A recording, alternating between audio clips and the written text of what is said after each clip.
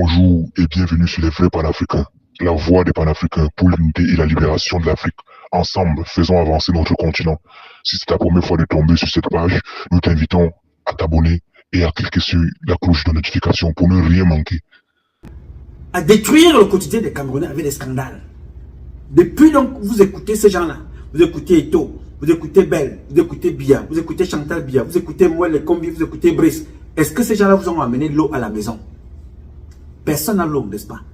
Au contraire, vous courez, allez crier dans les stades, vous payez le taxi. Tout ça, vous n'avez rien. J'ai vu ces gens-là aller jouer encore dans des stades qui ont permis que ces enfants-là deviennent des professionnels. Personne d'entre eux, tu dis moi, 0,0,00001%. Ce sont dit voilà, il faut qu'on trouve comment pas arranger les stades quelque part. Ils viennent encore jouer sur les stades en terre battue. Ils viennent encore jouer sur les stades en terre battue. Là, dans la boue avec les enfants. Vous courez partout, vous montez, vous descendez. Eto à gauche, Belle à droite, Moi le combi de l'autre côté, Brice de l'autre côté, Chantal bien de l'autre côté, Paul bien de l'autre côté, Brenda bien de l'autre côté, Nganou Djoumessi de l'autre côté, Ferdinand Gongo de l'autre côté, Moi le combi, Momo, Célestine, Madeleine Tchouenti, tous ces gens-là courent partout pour construire la maison et leurs enfants. Vous êtes là pour animer la toile. À la fin, vous n'avez ni l'eau, ni le courant, ni l'emploi. Vous n'êtes même pas en sécurité. On vient encore vous placarder les vidéos, les photos, les images. Oui, monsieur. Voilà quoi on nous a réduit. Pendant ce temps, on te dit que les Chinois sont devenus des Camerounais. Ils ont des mines qu'ils exploitent. Des mines d'or, des mines de diamants, qui prennent comme ça pour amener chez eux. Pendant ce temps, vous êtes en train de courir, vous cherchez l'eau, mais Paul Biya vous livre ses photos. Et les images de sa fille qui se drogue, qui s'alcoolise, qui se prostitue. Au quotidien, c'est ça le quotidien des Camerounais. Et quand vous allez finir là, vous venez vous battre entre vous. Comme avait dit Bruno Tanier, qui ne comprend pas. Il comprend encore ces gens-là qui se battent pour préserver ce qui sont malhonnêtement acquis. Mais vous, le peu de force qui vous reste, vous utilisez ce peu de force-là pour vous attaquer à ceux qui vous défendent. Voilà en quoi vous êtes réduits. Là au moins, les enfants de Bouddha ont compris. Avenue de Paul Biya, va faire ça en Vomeka, va faire ça à Moyomosala, va faire ça à Ebolova, va faire ça à Djoum, va faire ça là-bas, au Bala, va faire là où il y a les totos, va là-bas faire ça, au Kola, va là-bas faire là où il y a des moutons chez nous. Les enfants de Bouddha ont dit ce n'est pas ici. Mais je suis sûr que ceux de Douala attendent le là. Je suis sûr que même à Yaoundé, ils attendent. Allez voir les montants que ces gens-là drainent. Les montants que ces gens-là drainent. On porte les galons, on n'a pas d'avion. On met des péages, on n'a pas de route. C'est invraisemblable. Mais allez voir les montants. Allez voir des montants que ces gens-là ont en Chine. Les montants. Et au cours, on va s'endetter. Et le peuple camerounais, on vient embrouiller avec des photos partout, Biya à gauche, Biya à droite. Ceux qui ont toujours cru aux élections de Paul Biya, c'est ceux que cela arrange. Parce qu'il n'y a jamais eu élection au Cameroun. Jamais de la vie. Paul Biya a été nommé par les Français, passant par Amadou Ahidjo, et les nominations ont toujours été renouvelées depuis 7 mandats. Et vous le savez. Et après avoir fait ce cirque-là, il prend donc, demain vous allez prendre que voilà, Samuel Eto'o qui était à la campagne, vice-président d'une campagne, ministre de sport, ou ministre de la jeunesse, ou ministre de l'éducation, quelque chose de ce genre-là, ou alors président, on appelle ce quoi, vice-président, ainsi de suite. Donc il est dans la manipulation, tout ce que vous voyez là, c'est toujours la manipulation. Où est la réalité d'une compétition élective, quand vous vous comportez comme ça? Et c'est ce que je vous avais dit depuis, c'est le monsieur qui nomme les maires, il se lève, il nomme les généraux qui ne servent à rien, les généraux qui vous tuent sont nommés, tout en volant à la présidente, volent les vents, volent les caisses de l'État, pillent les caisses de l'État. Les mêmes généraux portent les garons, j'allais dire les garons, oh oui c'est bien les garons, portent les galons à ne rien faire. Mais Paul Biya est avec ces gens-là, parce que c'est une équipe qu'il a déjà rodée pour animer la galerie. Et vous parlez d'élection? C'est lui qui nomme les gendarmes, c'est lui qui nomme les préfets, les sous-préfets, c'est lui qui nomme les gouverneurs. Et vous ici, vous parlez d'élection. Ok. En tout cas, il fallait tout simplement vous faire signe, vous faire comprendre que ça ne sert à rien et faire un petit coucou à mes compatriotes de Mbouda. Ce que les enfants de Mbouda ont fait là, j'ai beaucoup aimé. Je me souviens qu'il y a une vieille femme, elle doit avoir au moins 80 piges, que j'avais vue en 2018, aller décoller les images de Kanto. Aujourd'hui, en 2025, j'ai vu les mêmes images du côté du Grand Nord, brûler les effigies du RDPC.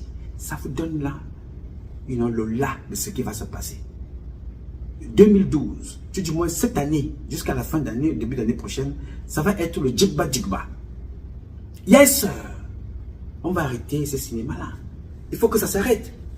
Ceux qui veulent voir leurs enfants grandir, je disais tout à l'heure à Lorraine, que, écoute-moi, vous avez dit que vous voulez gagner des élections, vous voulez gagner une élection en allant, à la compétition élective.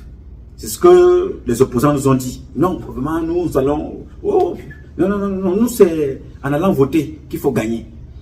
Mais vous avez donc compris que le temps passant, les mêmes personnes vous ont dit, voilà, nous voulons quand même aller voter, mais si ces gens-là tentent, ça prendra ce que ça prendra en 2025. Alors, pourquoi aller attendre ce que ça prendra en 2025 en perdant le temps au lieu de commencer pour limiter la casse, fonctionner autrement?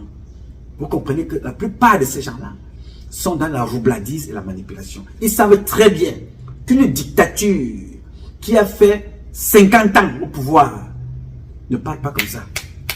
Ce n'est plus pour Paul Biya. Tout ce que vous voyez là, ce n'est pas pour Paul Biya. C'est pour des gens qui portent des galons en se masturbant dans les bureaux. C'est pour Chantal Biya qui est en train de faire progresser son fils. Vous voyez qu'il y a un de ces fils là qui s'appelle Franck. Il est dans toutes les manifestations. Avec tous les événements à l'étranger. Bien habillé, il veut ressembler à Franck Biya, sa maman le prépare pour qu'à la fin, vous ne savez pas quel rôle il veut jouer, il est déjà dans le pétrole, il est déjà milliardaire pour avoir volé l'argent à la canne, ils ont détourné pas mal, ils ont détourné au Covid, ils se sont bien empiffrés. Mais demain appartient à Dieu, parce qu'ils ne savent pas ce que demain leur réserve. Parce que nous ne pouvons pas être là à nous battre pour un pays nouveau, un Cameroun nouveau, chacun dans son domaine respectif, et être entubé comme ça par une bande d'abrutis qui ne servent absolument à rien. Non, on ne peut pas accepter ça. Oui, monsieur. Tout le monde a besoin de vivre au Cameroun avec les richesses que Dieu nous a données. On ne peut pas accepter une association de bandits et d'imposteurs qui viennent s'asseoir, pillent, volent, et tuent, et se moquent des Camerounais. Non seulement se moquent de nous, vont chercher les étrangers qui viennent contribuer à la mangeoire avec eux. Et ces étrangers-là nous insultent, nous trachent dessus, nous traitent de moins que rien, arrachent nos terres, nos maisons, nos papiers, pendant que nous sommes maltraités chez eux. Et nous avons les mêmes personnes, et toi tu cours toute la journée. Paul Biya, Ayoub Ayoub, Chantal Biya, Ayoub Ayoub, Ferdinand Gongo, Ayoub Ayoub, ça veut dire que c'est vous qui avez un problème. Ces gens-là, ils savent ce qu'ils font. Ils sont au service du démon, au service du mal. Mais toi qui as subi ça, ton père a subi ça, ta soeur a subi ça, ton grand-père a subi avec ces mêmes gens. Toi tu viens, toi qui as la possibilité de voir et d'avoir ce que les hommes Nyobé n'avaient pas hier. Tu continues à faire ce jeu-là, c'est toi le problème. Oui. Et c'est ce que Bruno Tani disait qu'il ne comprend pas. Et c'est ce que Valérie a aussi dénoncé. Des cancres qui gouvernent les plus méritants. Oui, des cancres qui gouvernent les plus méritants. Les gens veulent comprendre. C'est quoi les médiocres qui suivaient les excellents? Les gens veulent comprendre davantage. En fait, nous sommes dans un gouvernement de médiocres.